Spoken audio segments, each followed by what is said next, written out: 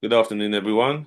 Another episode of Equal Start, Unheralded Heroes. And today I welcome on Mr. Craig Pinkney, How you urban youth doing, sir? specialist. What doctor now as well, isn't it? Yeah. I'm on, I'm Serial on, I'm on route. entrepreneur. I'm on route. I'm on route. I'm a few months out. I am en route. Hopefully this time next year I'll have the official title, but I'm on the last lap. I'll put it like that. How's the journey been with all that? It's been a hard one. Um, Mainly because when I started the PhD journey, I was a full-time lecturer at one of the universities in Birmingham. And then when I left the university to start Solve, the PhD wasn't essentially my priority at the time because business and getting staff and trying to conquer the world became the primary thing I wanted to do. Then I got hit with COVID, and then the whole world shut down, if you remember. Yeah, go. That took 2 years out of my studies, and then 2021, I lost my beloved auntie in a fight to cancer. So then that kind of like just derailed my whole want to study, to learn, to work with anybody really. And I guess after getting out of that dark moment, I took a year out of studies, got back to it. So the journey's took me 6 years. So I'm currently on my sixth year of doing this. I could have done it in four, but I think that grace of COVID and also dealing with the bereavement of my aunt. Yeah, has put me to where I am now. So as I said, I'm on a really good run at the minute. And as I said, hopefully this time next year I'll have the official title. Mm. So, what inspired you to get into your line of work? Because I know you started off, you said, close to the grassroots before you Um, went to the academic part I of wouldn't say your there was one particular trigger point. As many people know, I grew up in a family of activists, community workers. I guess as a young teenager, I never really seen the need to want to do what they did. It was just, popularity of a well-known family in my local community that done good and positivity. But I guess when I kind of experienced my own challenges within the education system and my experiences in education as a whole, I guess led me to ask a series of new questions. And one of those questions were, what can I do as a member of the community to kind of disrupt some of the things that I was seeing amongst our young people? And it was that turned me into wanting to become a youth worker. And after doing my undergraduate in youth and community studies at De Montfort University, my first job, even though whilst I was at university, I did loads of placements at connections and community hubs and numerous grassroots organizations. It was until I finished my degree in youth and community studies that I got my first official job working for Birmingham Youth Service, which is a part of the local authority. And I think that then opened the kind of door into another level of inspiration. I've seen the gifts and the talents of the many of the young people that used to attend the building.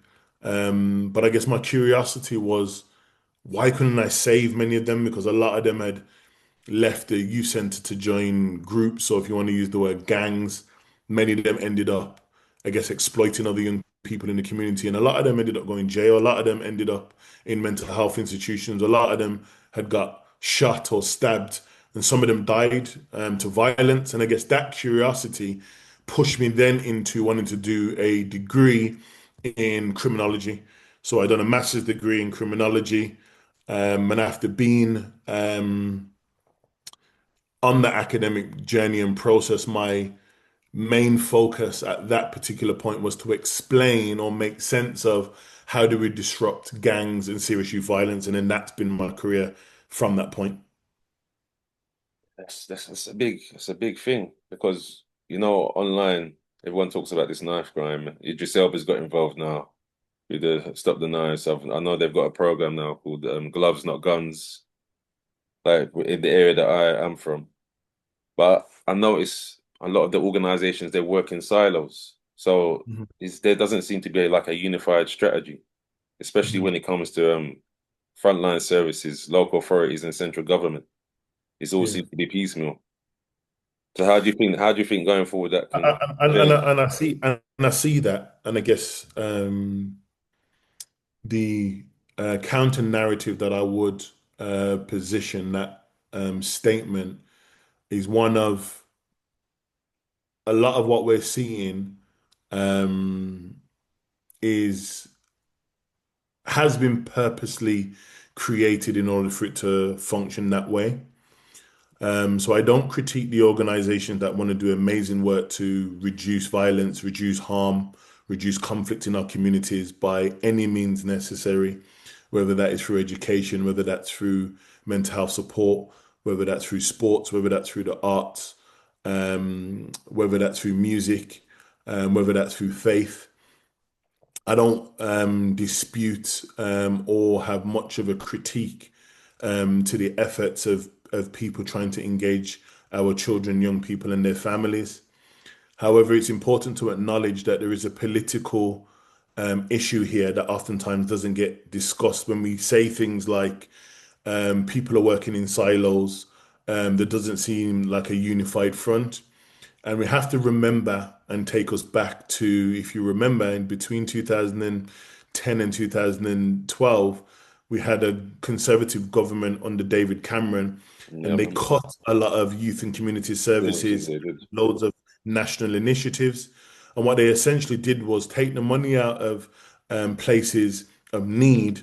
And then what they seek to do was localize a lot of that money, which I argue was the birth of charities and CICs. Hmm. So what they essentially did was they dangled a bunch of carrots within the local community and said, you all can apply for this amount of money. But what it means is that you're going to have to demonstrate how your specific organization is able to meet these needs that we are currently creating. So I guess the logical argument would be, and we have to think about business when I mention this. So let's just say me and Sean, we wanna do something together. Let's say we both, okay, let me position it different. We both work in the same community, Equal Start, do their thing, Solve, do their thing.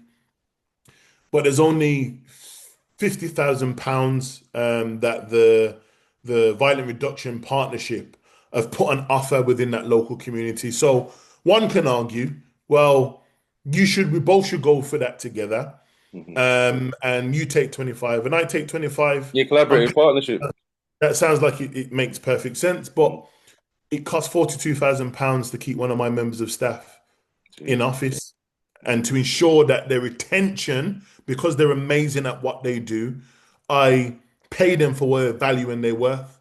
So now I've put that number into the equation that's going to make possibly an organization like mine think, well, do I want to go for the 25 grand in partnership with yourself? Or do I want to focus on the 50K that will enable my member of staff that I don't have them on part-time, short hours, when then at some point they're going to look and say, well, there's an opportunity in the local authority, there's an opportunity over here that's going to pay me my Gotta £42,000. And move. even though I got love for you, I've got bills to pay, I've got children to feed, and Mm.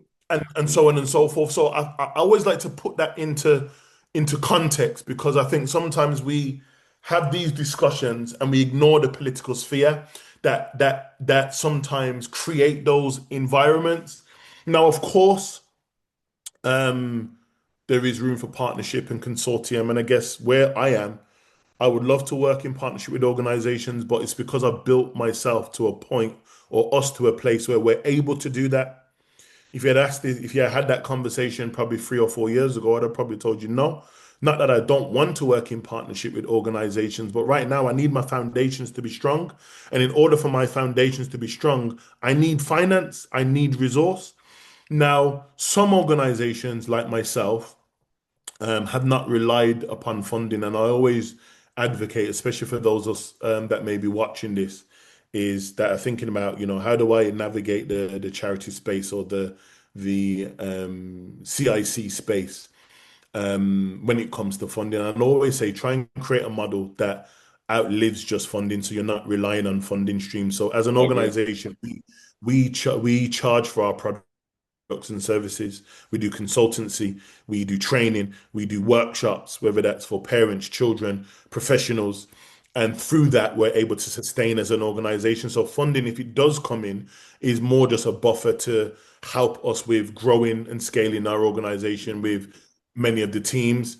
But in order for me to be in that position, that member of staff that I mentioned that may cost that £42,000, I've had to graft and grind to get that person comfortable that I can utilize so I can do what I need to do whilst they're doing what they're doing in the headquarters to be able to thrive and to grow as an organization. And I guess I Cool. say this in conclusion is that whilst we talk about silos and whilst we talk about joint efforts, I think that's one of the difficulties. I think the organizations that are able to survive and to do well within this space of crime reduction are organizations that have pivoted at the right times. So we've gone into opening limited companies, for example, supporting children within social care. And we've utilized that finance in order to benefit the third sector elements of the work that we do. And it's just about being business savvy, but also having that passion and that heart to want to serve your community in a way that's beyond just relying and thinking about funding. Yeah, of course. That was the biggest society when Cameron introduced that. His Yeah, whole yeah, idea was to say that there wasn't enough specialists skills or people that are aware of the cultural issues. So he yeah, said that basically the community is best served. So that I yes. think that's why I done that initially in terms of idealism, but implementation is always different. And the idea and notion, just to add on to that point about specialists, there wasn't enough specialists on the ground, but what they did was they handed over a lot of that power and influence to many individuals that just had lived experience. So the True. role of specialism, whilst we use that term on paper, what we found is that a lot of individuals that were running organizations and people that were leading it just essentially had gone through an experience, and it was that experience that they were leading with, which I don't necessarily have a problem with. But the level of expertise now, when we look at current research and we look over the last 10 to 12 years of what's happened, what we're now starting to see is that a lot of the organizations or a lot of the professionals that work within particular environments, they don't understand evidence-based practice. They don't understand professional boundaries. They don't understand emotional intelligence. They don't understand so many layers that when I was trained as a JNC qualified youth worker, which is a specialist subject, I knew all of those things coming out of university. And my argument is that I'm not saying that we have to go back to university, but I think that we need to go back for a process of what I call academic rigor. Yeah, of course. That's your buzzword I noticed Yeah, previously. It's true, I agree with you though. You do need that some kind of basis with education. Because then without with only the lived experiences, when you have issues like safeguarding and policy compliance, you open yourself up to a challenge. yeah, And sometimes legal challenge if you haven't got the indemnity insurance and things like that. But I yeah. think that is something in terms of knowledge that, say, someone like you could teach maybe small organizations and other people from the same And kind of pedigree and that's what background as we do. yourself. Yeah, that's what we do. So as I said, as a kind of our natural disposition as an organization is how can we thrive and scale without the want or the need for funding. And I think those organizations that are out there that watch these things and think, well, how do I begin? I get where their frustrations are when they see a celebrity then leading on a campaign and all of a sudden the government are interested. But it's getting individuals to understand, well, what does evidence-based practice mean and how do you apply that to enabling organizations, philanthropists, commissioners, funders, Mhm. to look at what it is that you're doing to demonstrate what that impact is. So, for example, if we're saying that it costs, I don't know, 1.4 million for every child that potentially loses their life in terms of the case, the findings, the court processes, and everything Of else, course. you can demonstrate through the work that you're doing that you can save at least 400,000 of that. That's what I mean by evidence-based practice, as opposed to just saying, we're on the street, we're in the community, we engage with all of these kids and we're doing brilliant sessions. That's not enough. Yeah, of course. I remember you saying you got established need. And it's about how do you speak the language, if you want to go down that road, how do you speak the language of the individuals that are commissioning? Because you have to also understand that commissioners oftentimes don't know what they're funding. Mm, But to move away from that, there is also the other model that I presented of what we do is that we have other companies within business or within the business world, within different sectors. And the funding that we incur from those things that we do in different organizations, we back that back into the CIC that enables us to have salaries, and we can function beyond a funding bid. And yeah, it's of just course, of about course. thinking how that is. And I guess we haven't had that issue around finance is because we've really pivoted in a world of business. So it's interesting that when I talk to a lot of my colleagues and my peers like yourself, when they ask me like what am I doing, a lot of the stuff seems to be more business stuff because I'm trying to find different ways, new models of how I can make sense of, ensuring that our community are served the best without having to rely on little tiny little bits of funding that you and I know doesn't solve the problem. Fifty No, it thousand doesn't. It doesn't. pounds solve our problem. We need 50 billion. We need them type of numbers in order to really get to the root cause of the destruction and the poverty that exists, within our communities generally. Are you saying that with the roots of the problems? Because I always look at root causes, best case, worst case scenario. In your experience and what you've seen and learned, a lot of people always reduce it to poverty, saying it's poverty and racism that causes the disadvantage especially in our communities and other minority and underprivileged people. It's definitely one of the facets. I guess one of the things that I always say as a criminologist is that when we're exploring these particular issues, um, it's a bit lazy just to make the assumption that it's one thing that causes the issues and problems within our society. So poverty is definitely one of, but there's also multiple issues because it can be poverty, it can also be racism, it can also be lack of opportunity, lack of access to those opportunities. It can be a lack of resources. It can be due to the political sphere that constantly changes around things that may have an adverse impact on the communities that are struggling, dysfunctional families, the education system. Mhm, mhm. We could look at, lack of policing and all of these things that I'm mentioning on purpose have been impacted by government in terms of cuts and reduction of services and so on and so forth. So we can't ignore all of those other social factors and just say poverty is alone is the causation of the issues. But definitely, of course, it's one of them. But I know children and young people that come from affluent communities that are rich, that are involved in the same problems that children Yeah, and of young course. people Yeah, I've discovered that as are well from also. personal experience. So one of the terms that I oftentimes mention is the one of intersectionality. It's about the layers and how do those different layers intersect that cause the issues that we're oftentimes talking about. That's very true. I've noticed that with when I bidded for, the domestic abuse pilot that I told you I recently got some funding for, to do, as you said, evidence led.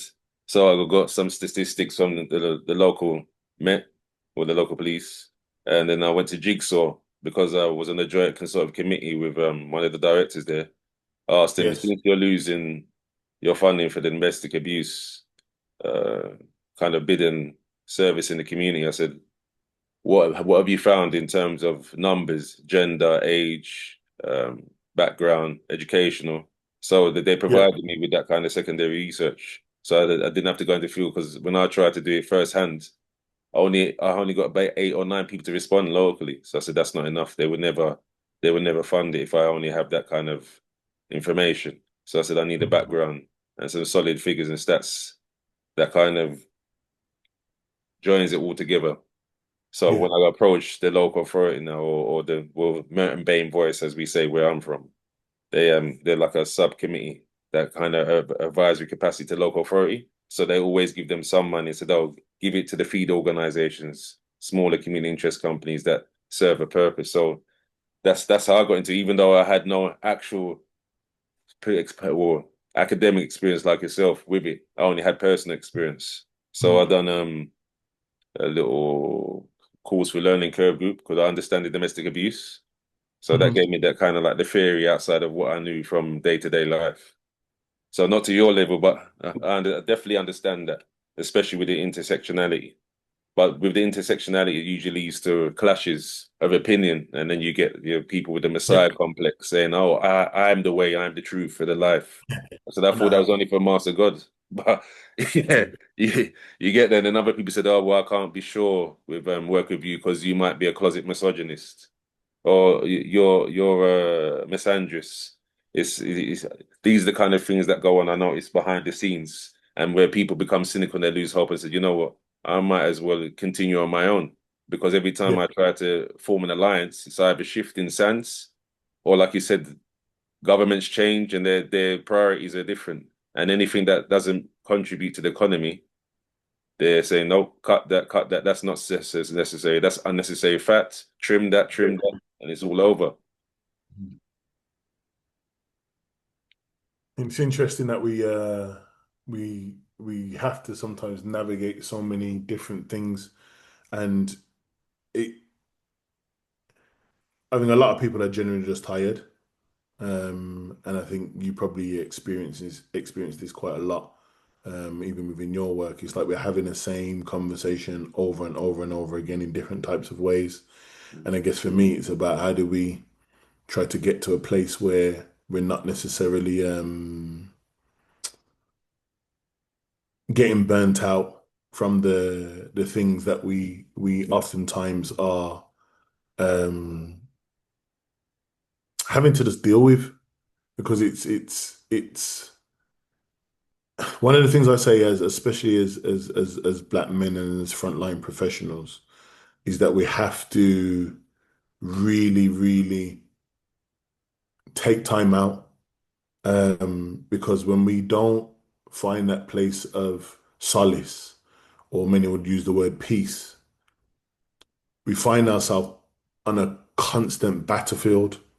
You know, we're Mm, battling to sustain our families, we're battling to sustain our our mental health. We're battling to deal with the dragons at the workplace, and there's just so many layers in which we're definitely. ultimately trying to battle. So when I meet individuals from the community, I understand the fatigue, you Mm, know, so that I understand when people get angry and frustrated because maybe I'm speaking from a place of privilege and um, people will, you know, they'll say, you know, it's easy for you to say because you're all right and whatever. But what they're not recognizing is that many of us have had to go through the mud to get to where I need to get to. mm, And it's about just giving people or our people grace. And one of the things I talk a lot about is the blueprint.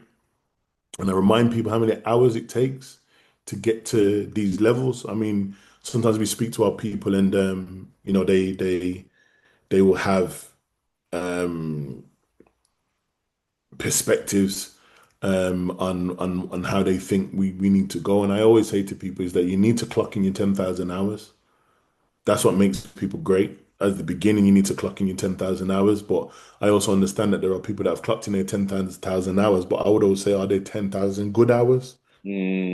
It's not mm, just, you know, you're just working, but in what I've always been very strategic in what I've planned. You know, when I left the youth service, I went into academia and I said that if I was going to go back into community before I do that, I want to sit on commissioning boards for free, scrutiny panels for free, because mhm, I just want to have a better understanding of how people are applying for funding and who gets the funding and what does it look like. So when I went back into community, I was able to say to people, this is the reason why we're not winning because we're doing things backwards.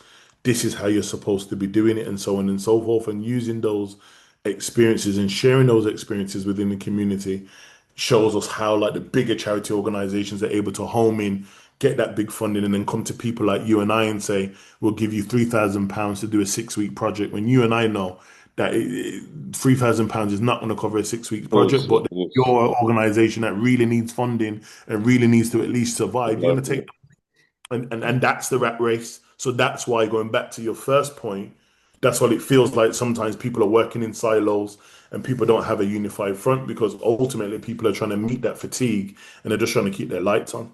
Yeah, of course, I agree with you. But after all these years, decades of, community action, we had protests with the outrage, moral outrage for a few months. Then it's back to normal, back to the normal life. Yeah, What are we going to do now? Then they complain and said, look, why are we not kind of scaling the social mobility ladder? Socioeconomically, we're still, most of the skills we're not nowhere near the top. So they're thinking, yeah, what's happened? Who's passing on the baton? Where's the legacy? Like you said, where's the overall strategy?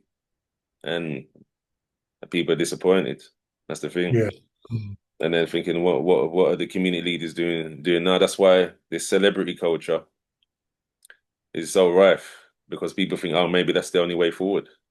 Yeah. You see, Mm. that's why it's inspired me to do this kind of unheralded heroes because if we can get like the communicator leaders that are not so publicized, like like a Idris Elba, or, um, I'd say, what's that singer that we saw the other day? What's her name again? No, Michaela Cole. You know Michaela Cole? She was in Black Panther. She done the thing Oh, about, yeah. oh, they may destroy us. Yeah. Yeah, her. See, so we have to look to people like that to bring our concerns, like everyday life, to the fore. And if there hasn't got, a background of a lot of support or followers, a lot of people ignored. So I'm Yeah. trying to do that by amplifying voices through these kind of channels and mediums without the fluff and the controversial stuff like what you see in Shade Borough and some of the things online where it said it's all celebrity entertainment. I said that's not going to get us where we need to go. We Yeah. need to have a clear vision and plan, and we've got to execute consistently over a period of time. Like you said, I know you always say the 10,000 hours, so yeah, I guess that's what you need to be an expert. But that journey is arduous, and a lot of people fall off. It's like what they say: many are called, but few are chosen. Yeah. Yeah. And Mm. then obviously you have the gatekeepers and in the politics behind the scene, thinking how people said, why would I even bother with that? I can't be my authentic self. I have to kind of pretend. I got to minimize myself just to get through. And then when they tried to do it on their own, they said, "Oh, I don't have the support," so they fall down, and a lot of these organizations dissolve or shut down. And then you're starting again. The younger ones is then excited. Well, we have to start again from ground zero. And what has been learned is like there's no manual or dossier handed over to me. Said, "Oh, this is where we failed and we went wrong here." This and or being like a consigliere. I can advise you Yeah. in my old age or middle age. I can advise you youngsters. This is where I went wrong. Maybe go there and say, no, no. I had never, no one had never helped me when I was coming up. So why should I? Yeah, Yeah. I've seen a lot of that. A lot of that. A lot of that. But you understand why. Yeah, of course. Yeah, definitely. I do. I do. And it's about how do we address those things at multiple levels. And I think that was probably one of the reasons that kind of inspired for me to go down an academic journey was to kind of recognize that all of us can't be on the ground. And secondly, when I was going into rooms where policy that has a direct influence on some of the changes that happen locally or nationally, people like myself just wasn't in the room. Mm, When I say people like myself, I'm not just talking about black men, but I'm also talking about women, black mm, women of from the global majority, mm, mm, people that live in the environments in which we live. We're just not in those types of rooms. So there's also a requirement and also a course to action is that whilst we're dealing with the pain and the suffering of the things within our communities and the wider society, it is going to require many of us to, I guess, leave the bird's nest and find new territory and then come back with all of the information. And I guess the worrying concern and the fear is twofold. Those from those environments that are where the nest is are worried that you're going to leave and not come back and sell out. Yeah, exactly, exactly. And when you go into new territory, they're worried about what you're trying to take from their environment. If you're trying to take the status quo, are That's you true. trying That's to true. ruffle the feathers, ruffle the tree? And we might need to exterminate you before you go back over there. So that's why I go back to my point about having to fight on multiple levels. And it's about how do we connect on different levels about how do we safeguard ourselves mentally, physically, spiritually, and everything else. you see the courses that you run. I know it's the training course. You do things like safeguarding, isn't it? And anti-racism training and things like Yeah, that. so we more focus on what we call contextual safeguarding, Okay. and that's it. So yeah. That's interesting. You see, you say when you say you're self-financing, was it you're sustaining yourself through those kind of courses? You sell them, isn't it? So that was what one of the things that I started on from the offset was offering no, let me actually take you back. So do you remember when I said when I was working in the academic setting that I used to actually sit on a number of scrutiny panels for free? Yeah, of course. When I left the academic space, I actually went back to those panels that I was on to say that I've just left my big job. Are there any opportunities around there? And I was like, yeah, well, there's loads of kind of commissioning around training that nobody seems to be picking up. And because I've just left lecturing, it Mhm. made sense that I developed and devised learning or training programs that was around all of the areas that these commissioners from their research was saying that nobody's doing. So nobody was doing really much around contextual safeguarding. There wasn't really much people doing stuff around how do you actually respond to serious youth violence. There wasn't much people that were talking about trauma-informed practice. There wasn't really many people talking about far-right extremism and how to reduce issues around that, as well as religious terrorism. So all I did was create programs where the gaps were. And then that's what we then offered. So after being commissioned to do some of that work, which is kind of another level of funding, I then offered those sessions, whether full day or half day training, to different services. And then that's how we were able to do it. And then all I did was in those areas that I would lacked in knowledge and expertise, I just called a couple of my colleagues from the university, a couple colleagues that were in the community already doing work, some of my mentors that were already PhDs, and got them delivering training, whether full time or half day. And then I guess um, because I had the links within the colleges and the universities that I used to teach, I approached the accrediting bodies that already knew who I was and had a relationship was, and then I accredited the programs that I was Okay. teaching. So I was able then to go from just teaching a course that was non-accredited to accredited courses that were formerly the Open College Network, if you may remember, and that a lot of colleges around the country would use, and then now it's called AIM qualifications, and we're still with them. So a Okay. lot of our programs are accredited and non-accredited at level three. So already, if you do courses, you have enough units or credits, should we say, that would enable you to, to be able to go to Further university if you're, education. yeah, Okay, yeah, then. That's a serious thing. What about events? Have you ever considered doing events? Because someone like you with your profile, because that's what I'm trying to do community-based events where you either get sponsorship and then you charge like a cover fee. It's kind of like what I used to do when I was at university, but I used to do parties like house hire, VIPs at yeah. nightclubs and then sell £10 on the door. So I said, why can't we do something similar like that when Yeah, it like you see how your face lit up when you said that. But events, not necessarily. I think I have we have done events when I used to lead on the EU Gangs program.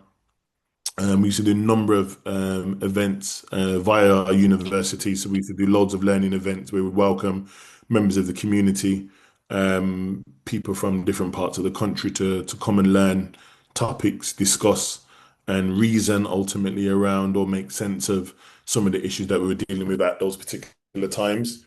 I think I'm holding a big event until the PhD is done. Okay. Um, my intention is that to turn the PhD into a book, and then that's when you'll start seeing those types of things from me, events and specific masterclasses on the learning that I've developed over the last 6 years. Okay. That's a serious thing. Yeah, as I was saying, your Premier League experience, because your academic rigor and your community work has led you into basically consulting, I think, isn't it? Yeah. Professional football clubs. So I know you said, was it anti-racism that got you in there after the George Floyd incident when they wanted to connect Yes. with So the anti-racism was also part of one of the programs that we actually deliver anyway. okay, The actual link to getting into the football club was actually based on a number of individuals that I had taught whilst at university. And I think the beautiful thing about being a lecturer is that when you meet hundreds and hundreds of students, and you do well by them, they're gonna go into the world and engage in different things. So one of my students had made the safeguarding lead aware of me okay, whilst they were finishing their degree, and an individual that was documenting a documentary during that particular period had said it's funny that we're having a conversation because his partner works at Chelsea, and I know she's been trying to get in contact with me, so we made the link. And it was through that link that they were interested in, pivoting slightly different away from, some of the previous things already within sport, like get out. Mm, so kick it out and stuff like mm. that. I just wanted to just be little bit innovative and try something different. And it was through those differences or those changes that then led them into um, wanting me to come into their football club and deliver some of those sessions with their staff. And I guess from that, remember, I already have a program now, and they were interested in the other tenants of my program. Mhm. And then we just transferred that within the club as a whole. And then the blessing from that experience was that they done a little post about me on their website, and that caught the attention of the Premier League, and then they contacted me, and then that's what it was all about. I told them what I do in terms of training professionals, training parents, members of the community, key stakeholders, but also doing workshops for children and young people. And they said, can we take that and do it across all of the football clubs? And that's how the journey began in 2020 and now in 2025. But within that, over the last 2 years, there's been a lot going on within sport and within awareness around violence against women and girls, as Yeah, of that's a course. topic. So they asked me, would I be interested? Chelsea Football Club asked me, would I be interested in delivering some stuff around that, which I was more than happy to. And then the Premier League then announced that that was something that they were going to start doing across all of the football clubs. And then asked me if I was prepared to have another contract to address and engage those things. And that's how it kind of unfolded. Yeah, that makes sense because that's a national thing. The Domestic Abuse Commission has made that a key pledge to, especially this new Labour government, what Keir Starmer was saying they're going to reduce violence against women and girls by 50% by the end of this parliament. I think something like that, if I recall. So that's a national thing now. So everyone has to get on board with that, which is only right and fair, to be honest. The Considering Department of abuse. Education, Ofsted, all of Mm. those things are following suit. So the Premier League, I always look at it, they're a little bit like Ofsted, aren't they? They ensure that all of the clubs are doing the things that they need to do beyond just what happens on the football pitch. So I find it funny because people always ask me about the football side.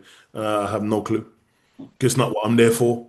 Yeah, of course. Yeah, I know that. I know that. But Yeah, obviously, when they see I said, "Oh, the club I support, and he's in there, and he has no yeah, issue. yeah, How's that yeah. work?" Amount of They messages don't I realize get. the You can support stuff imagine the behind amount of clubs. messages that I get every day Yeah, about you with this man. Is it possible you can chat to them about this and get? Yeah, it's just it's not it's. I just about got in there. I'm not trying to get kicked out yeah, of course, yeah, of course, and it affects the livelihood, and then the same thing will happen now. It says, "Oh, you've got in there, so what happened? Why are you back doing this when you had because that great I opportunity?" asked the man to sign the top for my bedroom. Yeah, I know, man. What can we do? But in terms of, you see, the contextual safeguarding.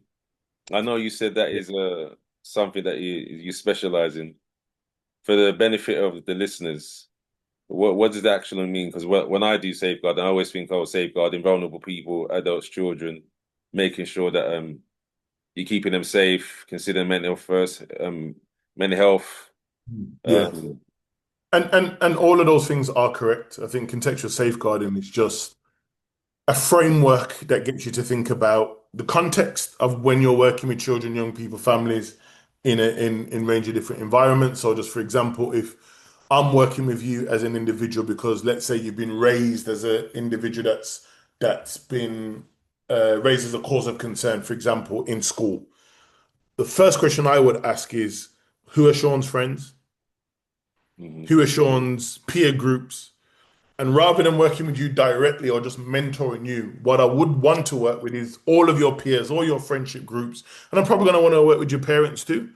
I'm going to want to connect with individuals that are around you and who you go home to, because Okay. working textually is going to prove to be more substantial, more effective, and have more impact as opposed to just working with you in a silo. Hmm. And that's what contextual safeguarding enables us to think a little bit more critically about how we safeguard children and young people. That's all it is. You see, with that though, don't you find barriers when it comes to trying to connect to maybe extended family or immediate family outside the individual? They may say, "Oh, I don't want you involved in my business like that," Yes or or no, yeah. it depends, but that's the whole purpose of understanding the environment. That's what the tenets of contextual safeguarding is. It gets one to think about their environments. So if an environment is one that is based on negativity and chaos, you have to look at each case and each situation with that safeguarding lens or contextual safeguarding lens and think, is that strategy, is that way best? And does that suit for the issues of the day related to that person? So if I already know that that family are possibly going to cause harm or even more issues to the intervention that I'm going to do, then I need to consider and pivot. Well, what is the best solution in order to engage? And it's just about constantly being reflexive as opposed to being reflective, getting to think of what's the impact and how do you navigate those different ideas as it relates to that. Hmm. That's a key thing, to be fair. Is that why you developed the kind of, is it the residential homes? No, that was something separate, if I'm being honest. As I said, I'm very entrepreneurial in the way in which I think. Um, my brain doesn't allow me to just think of one thing at one particular time. I think of multiple things, and that's partly the reason why I think I'm doing a PhD. I've got three companies. I'm doing so many different things is because my mind doesn't allow me to Rested in settle. laurels. So the children's homes came as a as an opportunity, but I understood the level of profitability going into the social care sector would have in the business that I created, but also thought about it in terms of, being, ahead of the curve in terms of, how do I use finance in order to finance some of the other things that I was doing that I know that I would have to jump through so many hoops in order to Mm. get. So I didn't need to worry, as I said in the earlier point, about funding necessarily because I had finance coming from that limited company through children's homes. But then what I just do is that I intersect all of the different companies. So, for example, at the children's home, in terms of the other side of Solve, where we've got our mentors, our youth facilitators, our psychologists, and our therapists, they work in partnership with the homes. The stuff that we do in football, if there is an opportunity where one of the football players want to come down and speak to some of the young people or give them a top or something that's very charitable, I'll allow them to do that because they also recognize that they want to do something. So rather than just signing my friend's top, they see benefit in coming to a Mhm. care home where they know children and young people don't generally get access. Going back to the earlier point Of about those course. things, they know they don't get access to opportunity and True. resources, and the list goes on. So I intersect all of those to make sense of that, and I utilize the benefit and the privilege that come with all of that. So, just going back on the football thing, like if I ever meet a player and he says there's something that he can do for me, straight away I'm thinking the kids in the home. Straight Mm. away, I'm thinking one of the children that are struggling through extreme poverty and struggling in education. I might just need some words of advice.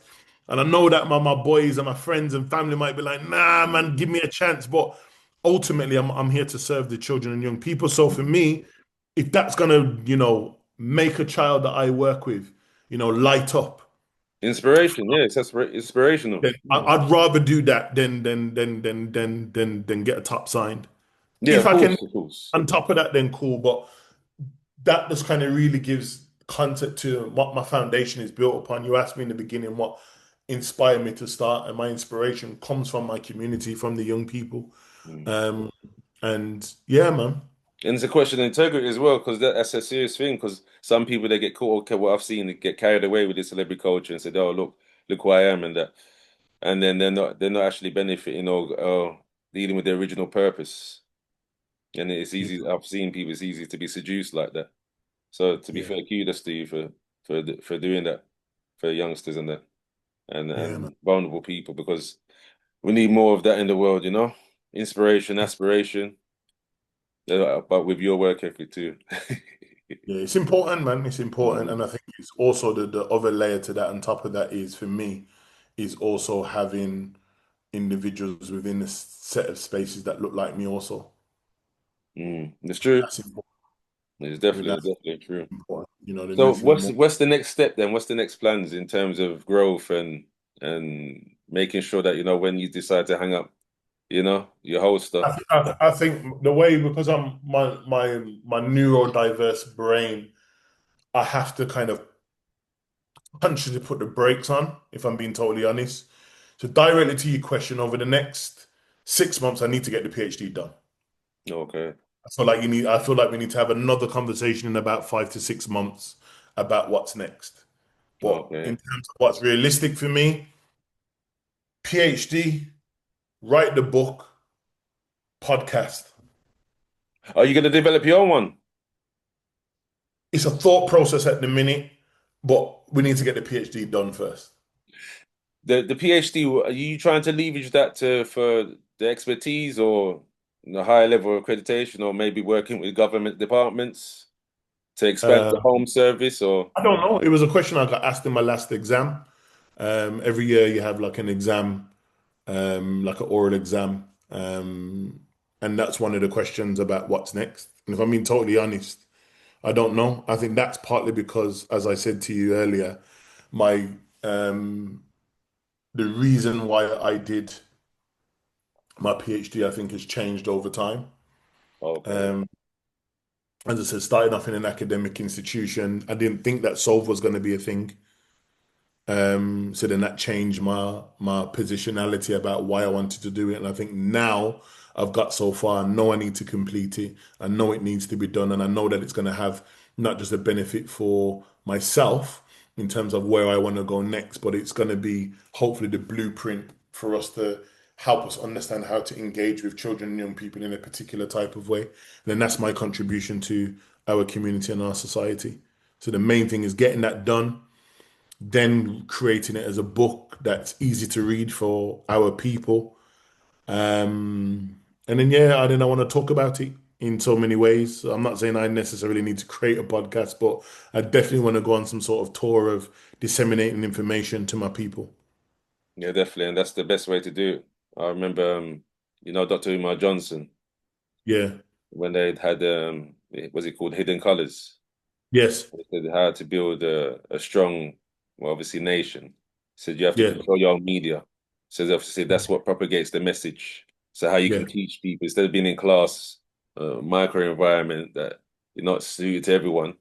He said Yeah. you must have your own medium to transfer your ideas and ideology, principles and Yeah. values to people in mass. That's why media is such a big thing. And then Mhm. obviously they said that obviously owning real estate, so you've got your own the places, your teaching centers. You're not leasing them out. You're not like, with the council says, oh well, your lease is up now. We're gonna just turn that into flats, so you got to move out and go elsewhere. He said we should have community assets and be building an ecosystem, Yeah. the historical past, academically showing you like the leaders of the past, so people have an identity of where they come from and proud of Yeah. who they are, and make them it allows them to be more emotionally resilient. And then obviously, to like you, entrepreneurial businesses that generate income that can finance the ideas and what we want to do in terms of prosperity. And then Yeah. obviously family to make sure that there's a successor after the success. So he doesn't stop. He goes to different generations. You know Yeah. that big buzzword now at the moment, generational wealth and things like this. So that's definitely the way forward. That's why I admire your work. That's always been our tradition. Each one teach one. We're supposed to pass the baton. The elders are supposed to pass the baton down to the youngers. And I think maybe because of capitalism, maybe because of colonialism, imperialism, and the other isms that have come in between, sometimes we've turned away from our traditions, and that's the reason why for me, I've always sat at the feet of the scholars, always. If you think of who my mentors are, who individuals that I've always kind of sat around to understand the blueprint, looked at their strengths and their weaknesses because I want to pass that on. And that's why you probably see me doing a lot of, business workshops and going to loads of events that many would say, like, why is a criminologist or social scientist in those spaces? Because I've realized that the landscape has changed and we need to be in those rooms because it's about how do we, going back to that word, how do we intersect Mm, these ideas that enable us to not just say that we're giving back to the community and then we're dying broke and our children have nothing to inherit, but it's also about being able to do both. And there's nothing wrong, and we need to break some of those ideas that were unhelpful in our community, but at a time where it was beneficial, where we're just saying we're doing charity and we're charity and charity, but we leave. And I'll never forget, and I'll probably end with this. That I remember speaking to, or not speaking to, listening to a talk from one of the last standing members that was around Malcolm X at his time. And I remember the sister was saying that with all of the wealth of knowledge and the contribution to thought that Malcolm X brought, when he passed away in those tragic circumstances, his family was left with nothing. And mm, that's always stayed with me, that how can you be so articulate and so amazing in terms of your oration skills, but your family then have to think of ways in which they're going to be able to eat and to be able to sustain themselves. And all I'm just saying is that's I'm not allowing that to happen to me. And I I don't agree want with that to you. happen to each other.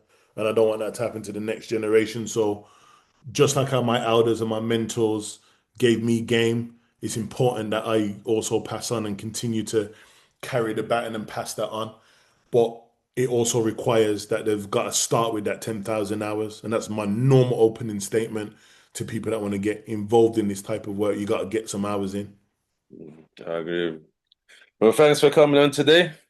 Now, you're welcome, Well, my and brother. I hope it's this just well, it's the We need second that. time We we've need that. We spoken. need that. We need the part two. Yeah, no, Yeah, we we need had the the thing. part two. Remember before you? To be fair, talking to you made me actually go to. For years I said I wasn't going to I Yeah, wasn't going to register equal stars. I unincorporated because I said I don't want the accountants and the responsibility and have to, especially with working a conventional job and I got my own children. But then speaking to you and another lady called Sally Ann Barris, I said, yeah, I might as well take the plunge because I've been doing it for 7, 8 years. So I said, I'm just in doing what I'm able to do for the people that I'm serving by not doing it. So incrementally, step by step, yeah. hopefully, we can build this kind of powerhouse and be a real benefit instead of this piecemeal, penny for the guide business that for me it has to stop. It has to stop. It does. It does. I agree. But yeah, if you let me know your pattern, and I'll definitely catch up with you another time because there's a few things I'm going to ask you about actually. But we'll, Yeah. we'll have another conversation about I it. think the next time you'll probably catch me before I go into the Viva, which will be interesting. And then maybe one after I finish the exam and then I've officially got the title. But yeah, man, I'm ready to rock and roll. But I thank and appreciate, bro. I thank and appreciate brothers like yourself because talking about controlling the media, it's individuals like yourself that get the right messages out. And you never know, man. There's people that watch these things and we have to be the ones that create that counter narratives for those individuals that are watching that are like, you know what, I just didn't even know and I didn't even think that I should be doing all of those different things and go from there. Yeah, definitely, definitely. Well, thanks Yeah, again. and And peace. signing off, where there's people, there's power. Justice in our time.